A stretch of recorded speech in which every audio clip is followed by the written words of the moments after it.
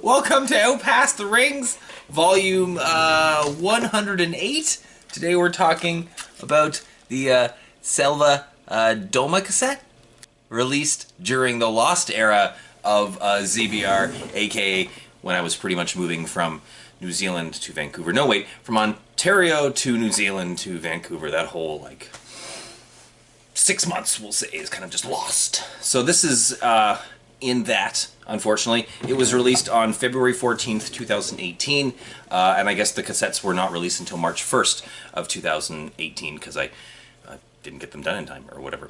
So the history for this one goes back to the Miatej non-tour of 2017, when I went on tour, but I didn't go on tour. So while I was there in Zagreb, Croatia, I was supposed to play with Hexus, but it was as it was a non-tour, I did not play with Hexus. But I did go to the show, as did Mike Van Buren, and I don't know, I met some really cool people. I had been talking to Luca from,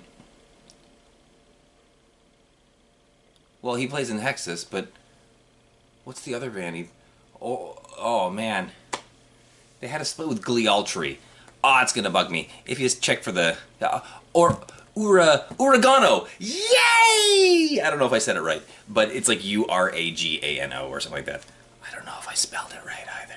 But it's Luca's other band. I'm not sure if it's active anymore, as Luca has been spending a lot of time in Hexus, not only touring consistently, but also with writing and helping with the aesthetics, I think, of the band. It sounds like him and Philip are on the same wavelength. So, on said tour, that was a lot of background that you didn't need, but there you go! So, that leads to me and Luca hanging out at the show,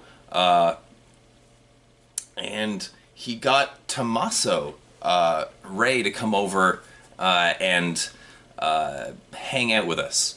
And so the three of us just like hung out in the corner outside for like 30 minutes, just laughing up a storm and having a very fun time. And that led to me finding out that he played in SELVÄ, besides drumming for Hexus at that particular juncture. And they had a new album coming out. And I'm like, hey, do you want to help with this? And I may have been asked about the vinyl. I don't remember. If I was, I said no because lost period, and I knew things weren't really happening. But I did tapes. So I don't know if I initially had planned to do 50, but it said 50, but there was apparently 77. I ordered 70, so I guess there was 7 over, and I guess there's 20 of them went to the band. So they're all on Lavender, and then mine has... I have like the test one, so I tried to stamp on the tape, and this was before I knew about StazOn, which is the greatest ink in the world, the only ink that actually stays on plastic and stuff like that I'm aware of. So I was trying to stamp this with regular ink. Regular ink does not stick to plastic like this. So it's all smudged out. So what I ended up doing, you can kind of see it through the thing there if I don't blind you, is out of 77 is on the back of the download cards. Download cards. I think this was the time when I found out that the download cards were costing me $1 per tape, and thereby like really not helping the unit price on something that's very hard to sell with an Italian band and the lost period and everything. So I ended up giving a lot of these away for free. I was just listening to it again, like, it's so good. Man, if this was released now, people would be shitting their pants. At least people who listen to ZBR stuff, because there's a lot more of them now than there used to be, at least when this came out. So, first of all, alternate artwork. The artwork for the 12-inch is different, and is very beautiful, very nice. And I like the alternate artwork as well. So I guess if we're talking about sound here, it's like I was saying, it's something that I think would do a lot better nowadays, and that's like the atmospheric black metal screamo massive thing going on there. So you know, if you I remember when this came out, I likened it to Nick, the band with no name or whatever, because that was kind of one of the only ones that I really knew about then. But now, like, there's Blue Noise. Oh, and I guess you could probably say older Deaf Heaven as well. There's Spectral Wound, that came out with Diabolic Thirst last year, which is really good. And then Hope Drone. Hope Drone, 20-minute tracks of just like ridiculousness. So if you like any of those bands, but you haven't heard SELVÄ, don't know if I'm saying it correctly, or the album Doma, definitely check it out. There's also older SELVÄ albums that I really got into that are fantastic, more chaotic and fast, we'll say. The newer one, I don't think they've had anything since. Oh man, I gotta check, because if they have, I gotta check it out. It's gonna be so good. This is slightly more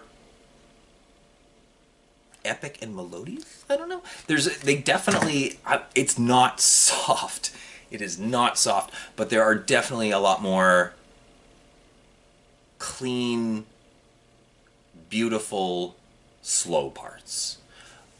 In particular, the last, whatever it is, like 5 minutes of Joy, the second track, almost that entire outro. But and Sealand, whatever the first track is also has a relatively lengthy intro. This was mastered by Jack Shirley, which obviously helps. Absolutely beautiful sound on it. And I'm not really sure if there's anything else to say about it.